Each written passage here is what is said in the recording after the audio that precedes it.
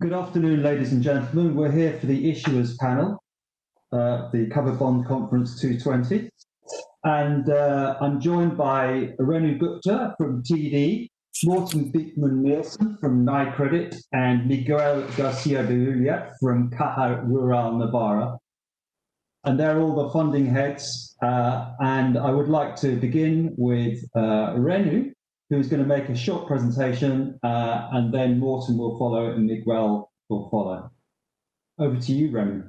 Okay, great. Thank you, Bill. So as Bill mentioned, I am head of corporate development and funding for TD. And thank you for giving us the opportunity to participate in the panel today. So what I wanted to do today is talk a little bit about what the covered bond framework is in Canada, just as a reminder, talk a little bit about TD's covered bond program, and then lastly, talk about some developments that impact the covered bond program that are as a result of COVID-19. So I'll hit all of those fairly quickly in a concise way. So our covered bond program is an $80 billion program, which was established in 2014. And as just as a reminder, the covered bond programs for Canadian banks are registered pursuant to the National Housing Act and listed on the Canadian Covered Bond Registry, which provides a legal framework for the statutory protection of covered bond investors.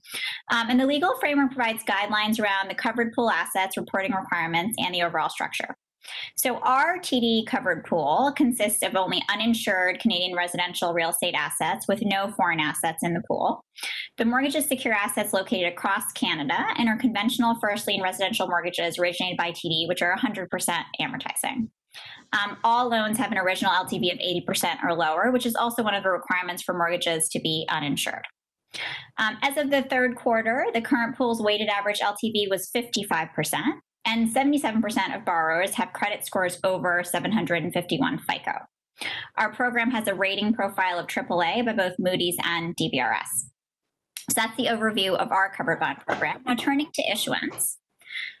So covered bonds are a cornerstone of our funding strategy, and as of the third quarter, represented 28% of our total wholesale debt outstanding at $41 billion outstanding of externally issued non-self-bought issuance.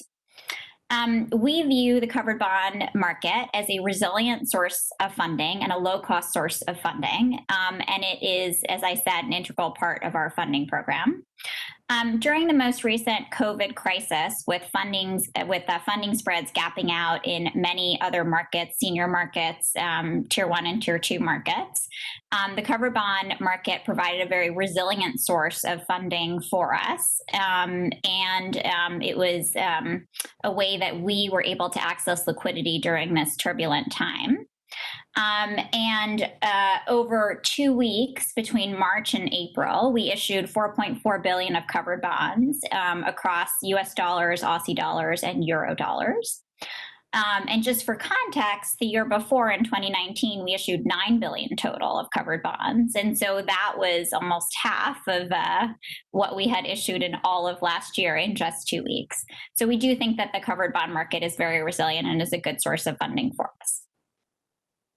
So now turning to COVID-19 and the impact on the mortgage market and our covered bond program.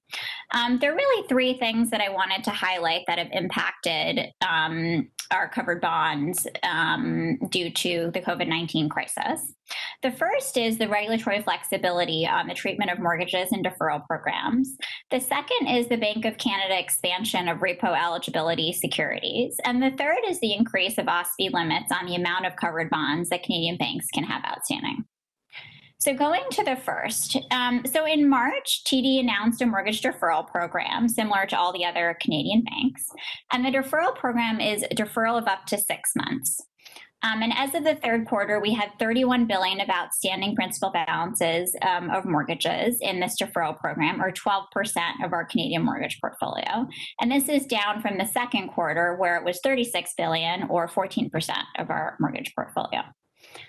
So what OSFI did at the time is they allowed favorable regulatory treatment of these deferred mortgages, and they had these mortgages These mortgages could be considered performing loans under the capital adequacy requirements guideline, instead of being classified as delinquent with 3 or more missed payments. And then as an update, last week, OSFI announced a phase out of this special capital treatment. Loan deferrals granted before August 31st would be eligible for the special treatment for 6 months. Loan deferrals granted in September would be eligible for 3 months, and loan deferrals granted after September would be phased out. And obviously, OSFI did this because they felt that the Canadian banks were in a very strong position and that they could phase out this special regulatory treatment. So then moving on to repo eligibility. So in March, the Bank of Canada announced that they would also be accepting covered bonds as part of their repo facility. And what they would be accepting is own-named covered bonds. So Canadian banks could issue own-named covered bonds and then pledge it as collateral into the Bank of Canada's repo facility. And this was an emergency liquidity measure that the Bank of Canada put in place, which we thought was very appropriate and prudent at the time. And so we used this facility. We issued $10 billion of covered bonds and with the intent of using them as collateral under the expanded Bank of Canada repo program. And then lastly, there was an increase in the covered bond limit in March that OSFI instituted. And this was really to accommodate the issuance of own name covered bonds that I just explained. And so the increase in the limit was 10%. Of issuers on balance sheet assets, and this was up from 5.5%. But the increase in the limit was only for own name covered bonds. The 5.5% limit remains for non-self-bought covered bonds. And so those were really the 3 things that impacted our mortgages and our covered pool during the recent COVID crisis that I wanted to highlight. And, you know, I guess I would say that we at TD are very proud of how we managed through the March and April period and the ongoing COVID crisis. You know, we think that our business has remained resilient and our customer-focused centric model has really paid dividends for us. And we recently reported earnings last Thursday, and we're in a very strong capital and liquidity position. Our capital position is 12.5% CET1 as of the third quarter and 150% LCR ratio as of the third quarter. So we feel very good about how we've managed through the crisis and are continuing to manage through the crisis. So with that, I'll turn it back to Bill. Thank you very much, Renu. That was a very comprehensive presentation. And now on to Morten. What's the story there at Nykredit? Thank you, Bill, and thank you very much for hosting the panel here. Denmark and Nykredit is perhaps an interesting story to follow, given that the Danish government has been quite quick to respond to the COVID-19 crisis and have taken a quite successful approach to it. But just as a word of introduction, I take care of investor relations at Nykredit. My name is Morten Bækmand, and just as a word of background, even though it will be familiar to most of our viewers here, Nykredit is the largest mortgage lender in Denmark with a market share of about 40%. So you can say everything that is reflected on us is really a mirror image of what happens in the Danish economy.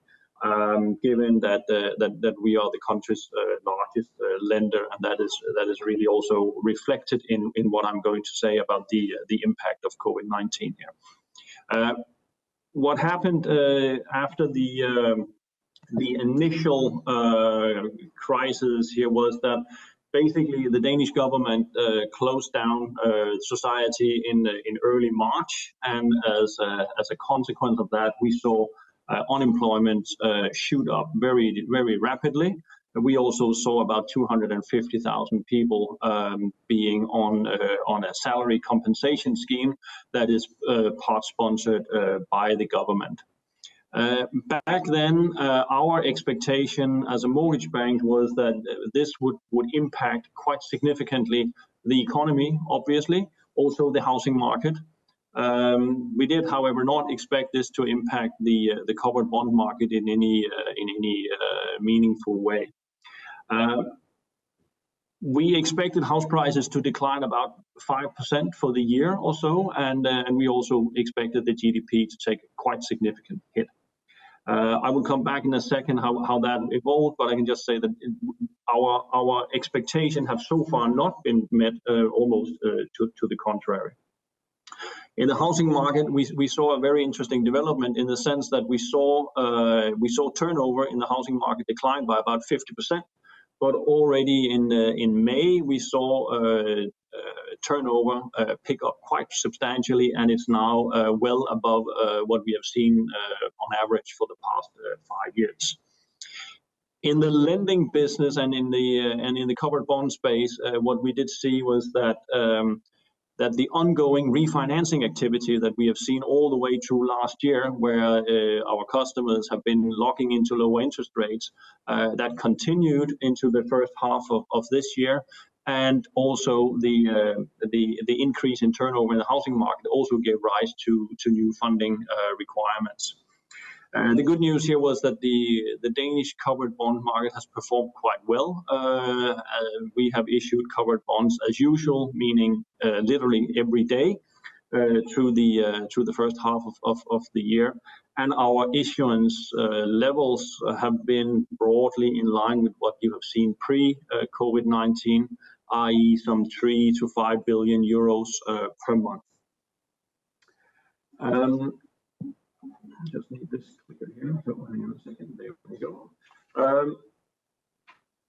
Renu also mentioned these deferral schemes or schemes with payment holidays that have not been used in Denmark. The salary compensation schemes and other government measures that supported households and businesses have actually been enough to make sure that the customers have been able to honor their mortgage payments. So neither the government nor the banking industry have introduced any blanket moratoria or payment holidays. What has been done, though, is that all banks have offered their clients lines of credit if they need them, so that they can basically draw down on short-term lines of credit to pay their mortgage payments. So you can say all liquidity constraints have been handled outside the covered bond system, so to speak. The good news is that we have seen very, very little demand for these kind of facilities. Nykredit has several 100,000 retail mortgage clients, but we have seen only a few hundred coming to us in need of liquidity. So the need for these emergency facilities have been extremely low. Obviously, in the longer term, it will depend on unemployment and how long and how deep the impact of the COVID-19 will be. But so far we have not really seen a big impact, to be perfectly frank.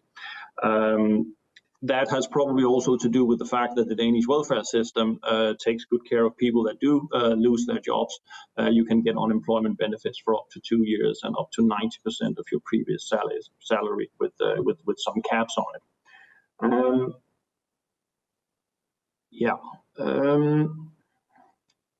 Turning to the more economic impact of the COVID-19, we have of course provisioned quite significantly for the impact. However, we have not really seen any credit losses yet. So what we have basically done is we've done a lot of model calculations, we have done a lot of stress testing, and we have taken significant provisions in order to be ready for any impact of COVID-19. But as I said, we haven't really seen any loan losses yet. On the positive side, the projections that we were looking into in March have turned out to be probably too negative. We expected house prices to decline 4 to 5% for the year. We have now revised that up to probably flattish house price development, maybe even a slight increase. And the impact on GDP in Q2 was also somewhat less negative than what we had expected previously. So overall, message here from Copenhagen is that the covered bond system have been working well. It has, as always, I would almost say, served us well in funding relatively large loan disbursements and remortgaging activity. And we are still waiting for the real impact of COVID-19 on the economy. However, we are not so naive that we think it's not going to come. We still consider the COVID-19 crisis very much a thing of the present and not of the past, and we believe we are in the middle of it. So we will see an impact going forward. I think that was my word of introduction. Thank you very much, Morten. And over to Miguel now. What have you got to say from Spain, Miguel? Okay, so thank you very much. Thank you for the invitation. Thank you to my colleagues. I think we represent different geographies, but I think we can share some of the issues we are facing today. So I will try to focus on the Spanish situation, not just the situation of our bank. I represent a bank which is a regional bank, so we are very much focused on retail business, SMEs, and mortgages. Of course, today the topic is mortgages, but let me first make a brief presentation on what is the situation in Spain. I think it's very important to understand that the GDP impact in Spain will be much higher than it would be for other countries. According to the predictions of Bank of Spain and most analysts, the contraction in GDP and the increase in unemployment would be higher than it would be the European average. And this is, of course, very much understandable due to the fact that the Spain relies more than other countries in physical contact services industries, put its way tourism, but not only tourism, and that makes up for a bigger impact.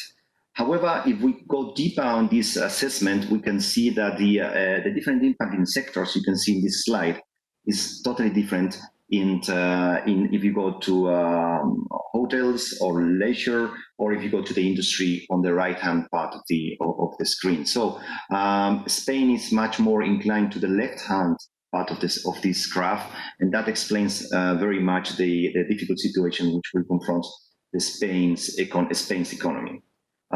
If you put this not into a sectorial view, but into a regional view, that makes for a very, very interesting understanding that some regions in Spain will be much more impacted than others. And it would be sad to say that those regions, in our view, would be more or less the same that were more impacted in the 2008 crisis, but for different reasons. At the time, it was the housing bubble, which impacted more touristic areas. And at this moment of time would be the industry itself, tourism, which is affected.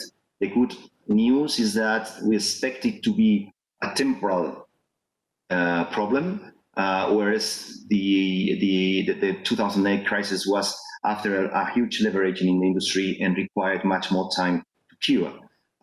You see there in the right-hand slide that I present here, that in our case, for example, in being a bank only active in northern Spain and in the areas of Navarra and the Basque Country, where tourism represents only 6% of GDP, our impact will be much lower than other areas in Spain, such as the islands or the Mediterranean coast, where you could talk about 30, 40, or even more percentage of GDP. It depends on this kind of tourism and related industries. Regarding the fiscal measures, and I think it's something we can share in all jurisdictions, the covered bond and the mortgage market is not going to suffer very much. This is our view. And the underlying reason is not only that the framework is strong, it's not only that we are prudently managing the crisis. We must accept that one of the biggest reasons is that fiscal policy has been very, very swift, very quick and big. And fiscal policy in our case is not the main measure in Spain has not been unemployment protection or even employment retention protections, so people that are getting paid and they're not outside of the payment role, even if they are not working. But the biggest help has come from guarantee schemes to SMEs. SMEs are the backbone of Spain's economy and Spain's employment, and then up to the extent to which SMEs have remained alive, even in those sectors more affected, I think that has been key to avoid this destruction of employment and a very bigger problems in the economy. That said, as you can see in this slide, the Spain fiscal measures to GDP have not been the biggest in Europe or in the world. And why is that we remain optimistic? We remain optimistic because the situation, the beginning of the situation has nothing to do with what we saw in last crisis. You can see here that leveraging in both the SME sector and the family sector has hugely decreased since 2008. So our feeling is that families and SMEs are much better prepared to weather this crisis. And this is being proved by the fact that according to Bank of Spain, only 4.2% of mortgages have required a payment holiday.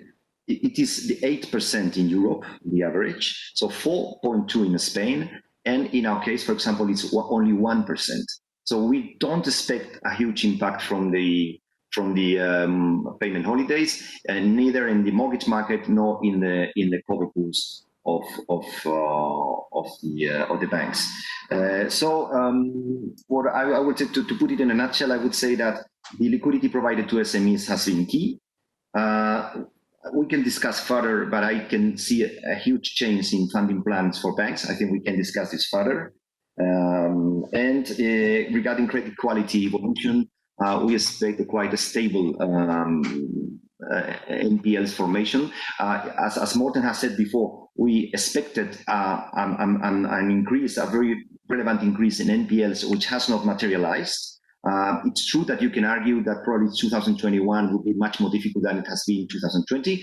But if the situation, the health situation improves, or the vaccine is coming in some point of time, we expect these affected sectors to improve, and probably the final effect will be won't be that high. So that's our view as a presentation. Thank you. Thank you very much, Miguel. And now we'll just have some short questions. And got one for you, Renu. Basically, all the Canadian issuers came to the market very close together through the peak of the crisis. And I was wondering if you could tell me, what the main reasons for that were. Yeah, absolutely. It's a good question. So, in the beginning of the crisis, I think that the depth and length of the crisis was quite unknown. And so I think we, along with other Canadian banks and banks globally, really wanted to shore up our liquidity and balance sheet. And so issuing in markets that were open made a lot of sense. Also, the Bank of Canada, the term of the facility the liquidity facility they were offering was only 12 months. It wasn't longer tenors, and it was later extended to longer tenors. But it was initially short. And so I think that us and other Canadian banks still felt that it made sense for us to issue term funding. And I don't think that this issuance volume was indicative of any kind of stress. It was more just prudent management of liquidity in our balance sheet in an unknown crisis. And us, along with other global banks, were seeing draws from our corporate clients because they were doing the same thing, which is trying to shore up liquidity. And so we were just reacting in response to that and the overall crisis to shore up our balance sheet.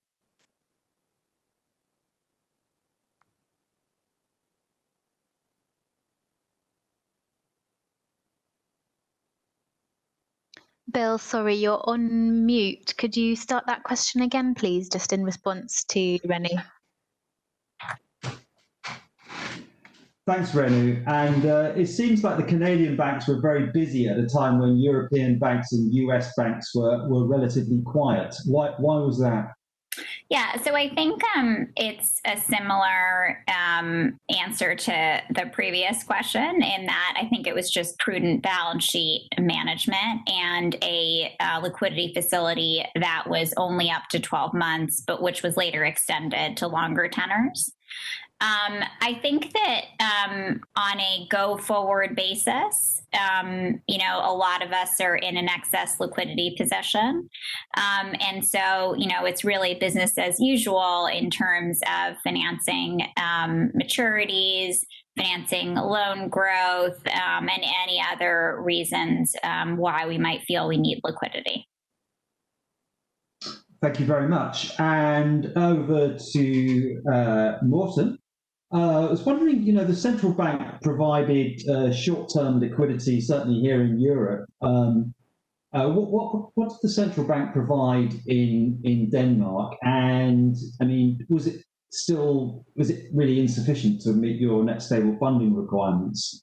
And I suppose the deeper question is, are covered bonds still there going to be for a competitive source of long-term funding for you?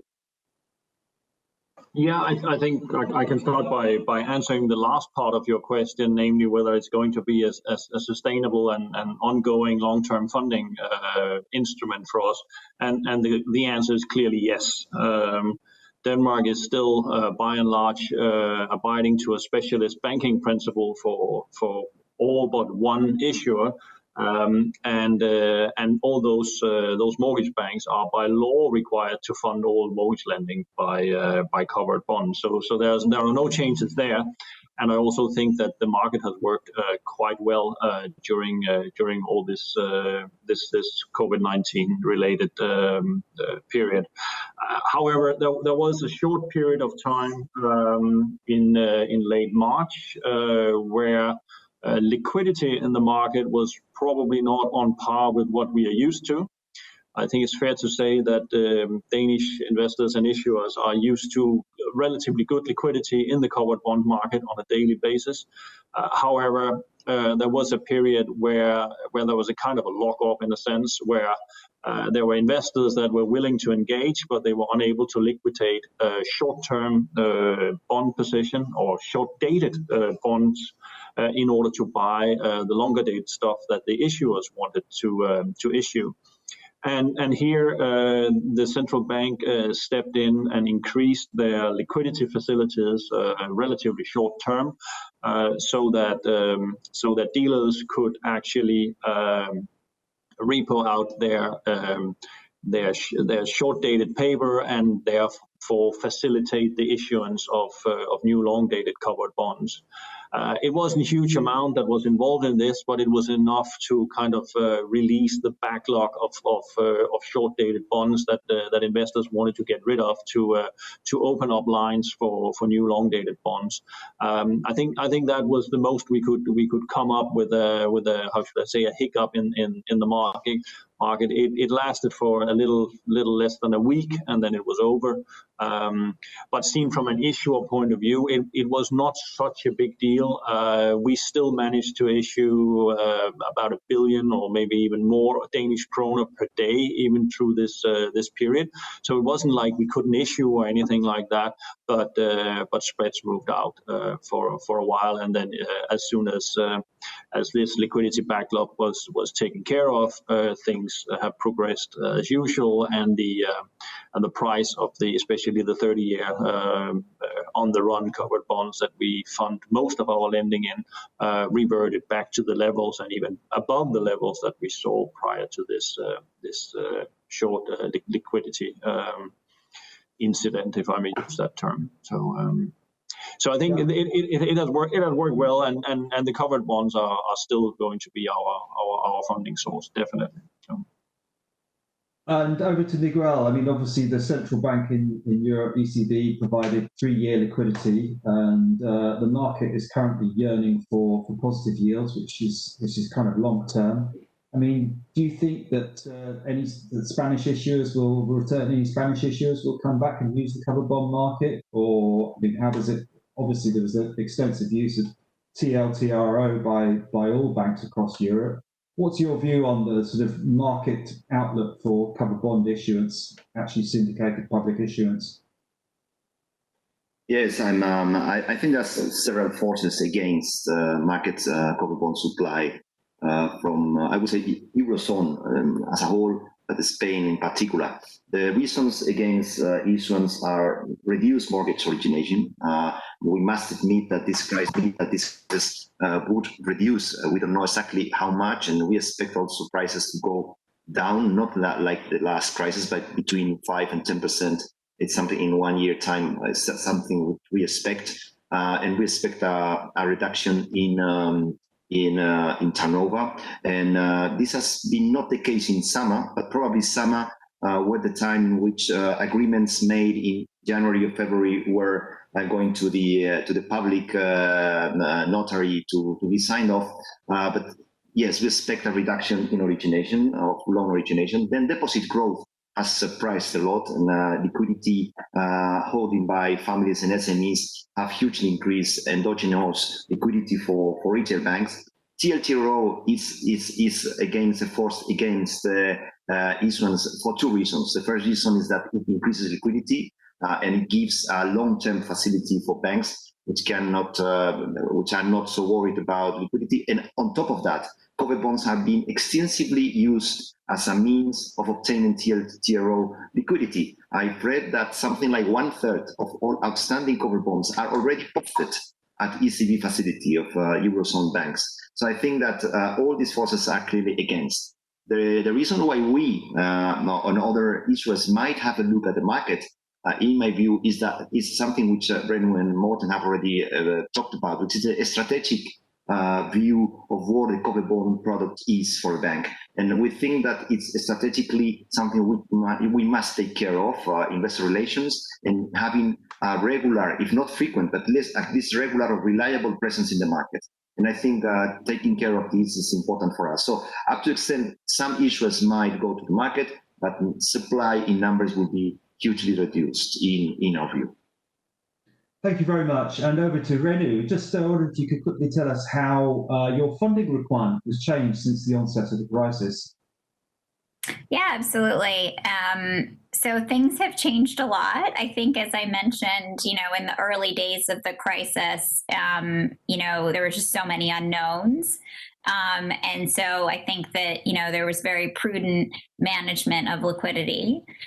Now that we have a little bit more information on the crisis, potentially how long we expect it to last and what the impact has been on both the asset and liability side of our balance sheet, I think it's easier to plan.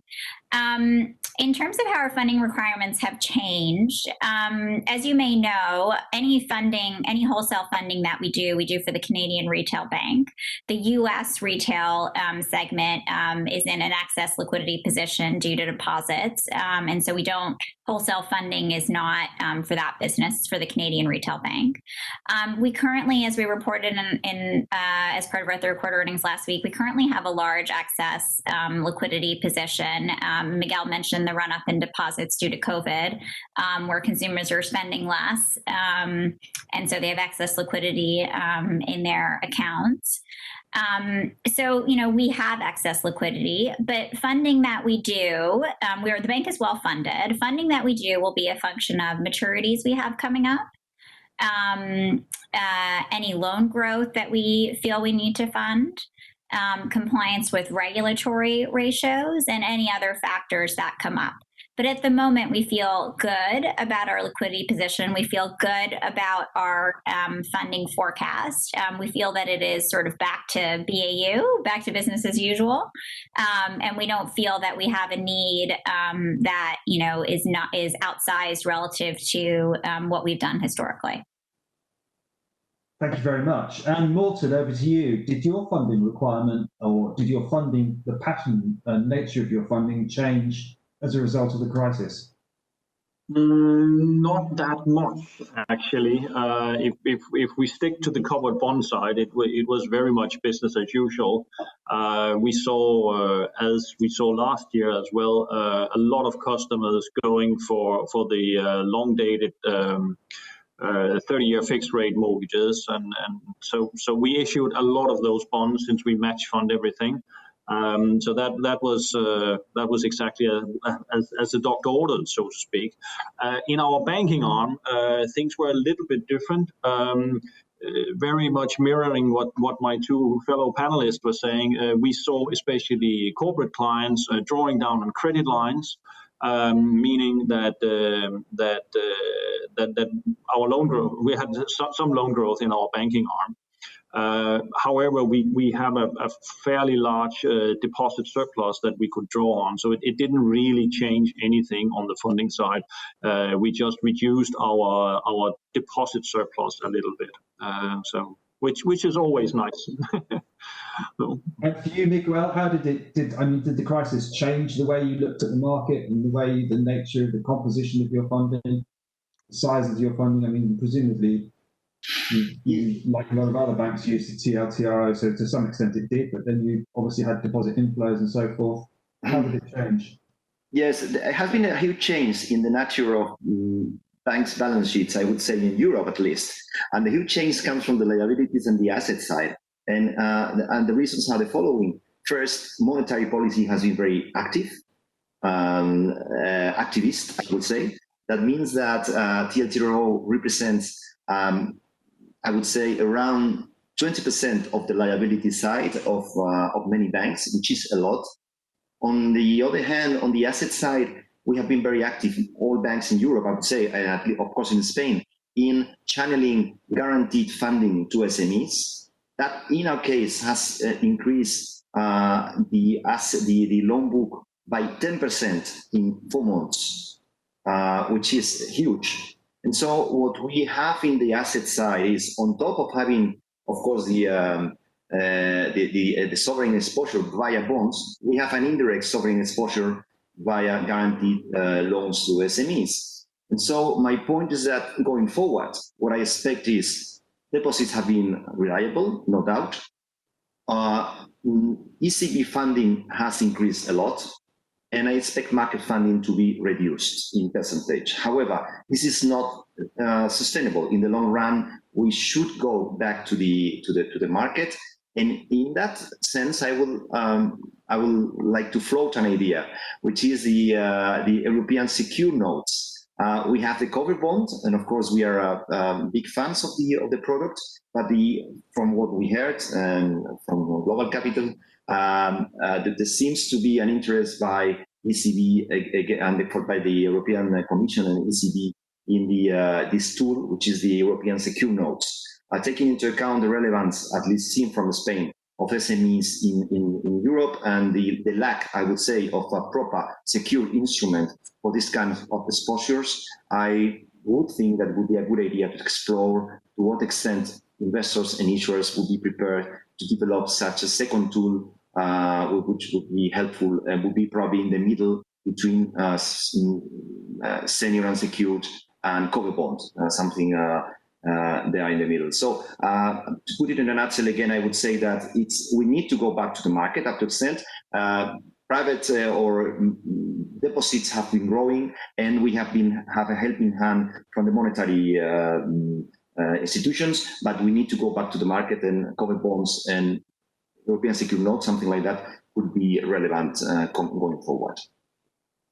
Thank you very much. And back to you again, Renu. I just wondered if you could tell us, I mean, the payment holidays that people have taken are somewhat akin to a ticking time bomb. I don't know. At some point, you'll need to know, when you get some sort of visibility on those. When do you reckon you'll get a better understanding on whether those deferred loans sort of come back to fully performing, which they're obviously already classified as, or actually go the other way?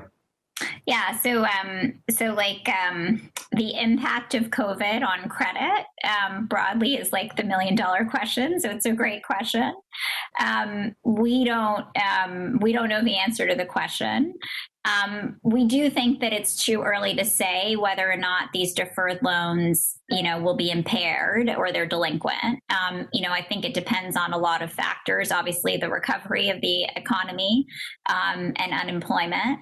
and the extension of any government stimulus packages, and which we know won't be extended forever, but they may, provide some benefit as well.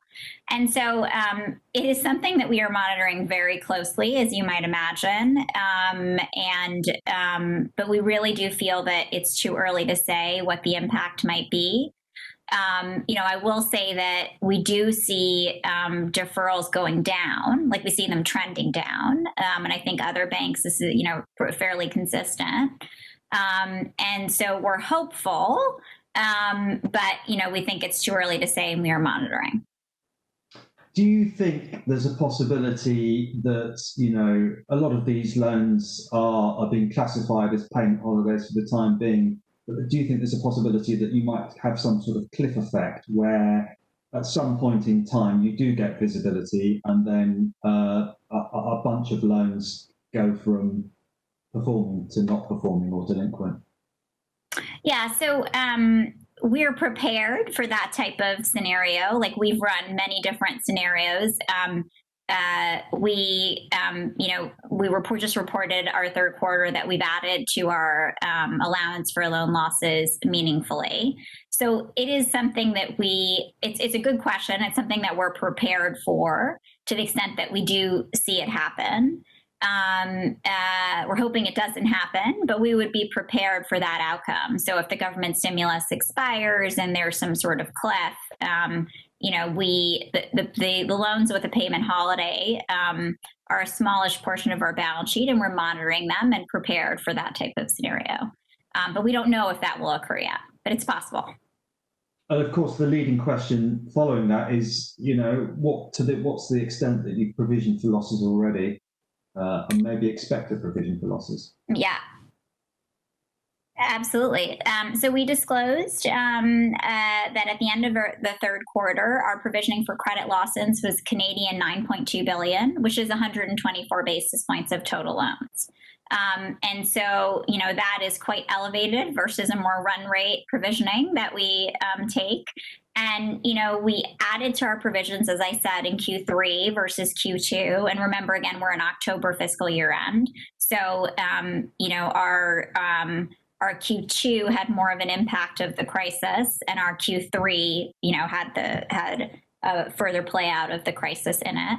And so, every quarter we look at, what our updated economic forecast and what our updated credit forecast would be, and we provision appropriately. And so we've been adding, we added to the provisioning, and we will, if we feel that it's warranted, we will continue to add. I think between Q2 and Q3, I think we learned that the COVID crisis might last a little longer than people had maybe thought in Q2. And so we reran our numbers and provisioned appropriately. And so, I think that that's something that probably all banks are doing, is that every quarter they're reassessing as we get new information. It's obviously a rapidly changing environment. Thanks very much. And just the final question on the subject, looking at the cover pool itself and just thinking about all the deferred loans that are in there. I mean, what's the capacity to replace those loans at TD from other, potentially performing loans on the balance sheet to put into the cover pool? Yeah, so we don't disclose the exact number of eligible performing loans, like eligible for the cover pool performing loans, but will tell you that we feel we have more than enough excess capacity to replace loans if we think we need to. Right now, we have an excess in the cover pool of 23 billion. If you roll that forward and you look at debt that's maturing and you look at our regular way issuance forecast, that excess in the cover pool at the end of 2021 would be about 33 billion if you just ran those numbers. And so we do feel like we have access in the cover pool to begin with, but we also do feel that we have excess capacity from our balance sheet to replace loans as needed. Although we don't disclose the exact amount of eligible performing loans in our balance sheet. Thank you very much. And over to Morten now. Just, the $1 million question that nobody really knows, and I'm not expecting an answer from you on this one, really. regarding the visibility on the deferred loans. But maybe we could just start off perhaps with what you've done to provision against that, and maybe how much excess collateral you have to put in your pools should you need to remove those loans. The way it works in Denmark is that you don't really remove the loans from the cover pool. They stay in the cover pool until the foreclosure is finalized. What you do is just you provide provisions more and more against it, which is basically the same thing. And since we have very, very thick capital layers, there's plenty to take away from. I think I can very much mirror what Renu just said, that you at some point in time, if the corona crisis goes on and it becomes a more standard recession in a sense, you will sooner or later experience a point where your customers start to be unable to pay their mortgages. You can say in some countries you have a moratorium. In other countries, like for instance Denmark, you have a very generous unemployment benefit schemes, but even that comes to an end at some point in time, and at that point you will start to see delinquencies on your mortgage portfolio. I would say in context, the Danish households have been consolidating substantially since the financial crisis, and their debt to disposable income have really decreased. And on average, at least, they also have significant buffers in the form of liquidity. So we don't really expect massive loan losses on this part. Just to give you an idea, the loan loss provisions that we have taken in the first half of this year amount to approximately 10 basis points of our mortgage exposures, and which may not sound like a very large number. And our loan loss reserves are 60 basis points of total lending.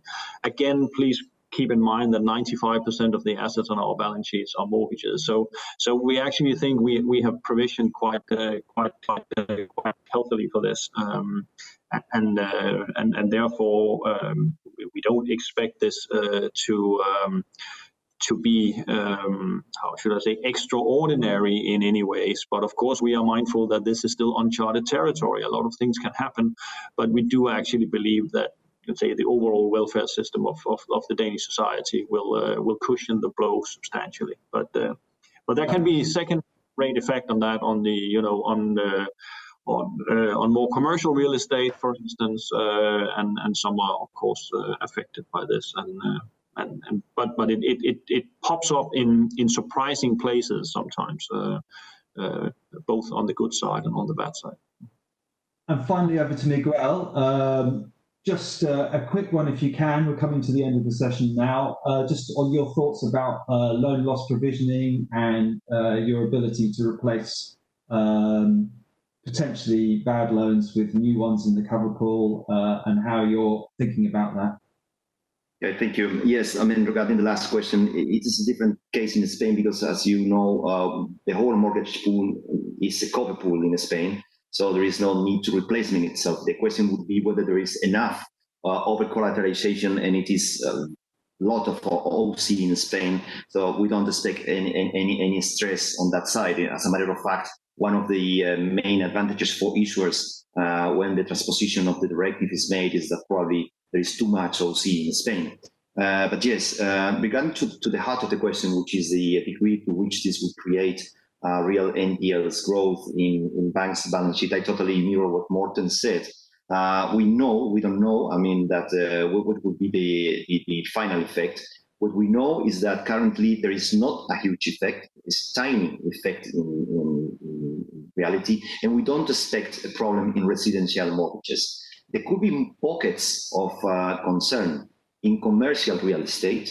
As you can see in my background, I am at the office. I'm in a regional town in which most of the people are, I mean, again, back in the office. But offices and business places in big cities in Spain are quite empty right now. So some commercial development, some commercial ways of doing business in especially bigger cities where transport is more critical and complicated, or even when after COVID people might be reluctant to do the same type of life they did before, restaurants, some kind of big commercial places, offices and the like, or where they need transport to go to those places because they are very much in big cities, very overpopulated. In those cases, I think that there could be a lasting effect. For the rest, I think for more usual, I would say, commercial real estate and for residential mortgages, we don't expect a lasting effect of this COVID. And the reasons behind that, as I said before, Morten has explained, is the social security system, which has helped a lot to overcome the worst of the crisis, and that's why we don't expect huge delinquencies on the book. Okay, well, thank you very much. I think that brings us to an end for this session. So thank you very much, Renu, Miguel, and Morten. I hope you have a great day.